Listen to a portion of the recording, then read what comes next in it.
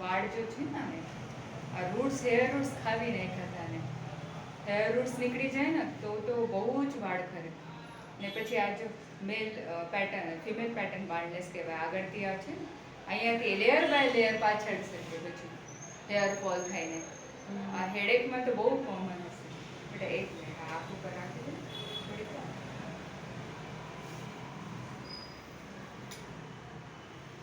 થોડાક આને છે માલિશ વગેરે કરીએ આપણે, આ પંચકર્મ કરીએ ને થોડાક જેટલા આરામ થઈ જાય. અને તો સવારે સ્કૂલ હશે ને, આરામ નથી મળતું હશે આને, બપોરે આરામ નથી મળતું હશે ને? બપોરે નહીં.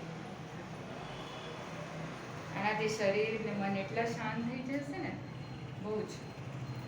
બાકી સર્વિસ વાળા વગેરે કોઈ હશે ને પેશન્ટ, આમે તો કહે કે થોડાક તમે રજા લઈ લો, તમે અહીંયાથી જાઓ 1-2 કલાક સૂઈ જાઓ, બપોરે રાતે સૂઈ જાઓ તો હેડેક છે ને તુરંત ઓછું થઈ જાય. અને તો કાલે સવારે સ્કૂલ હશે જ, આ એ પ્રોબ્લેમ થઈ જાય ને.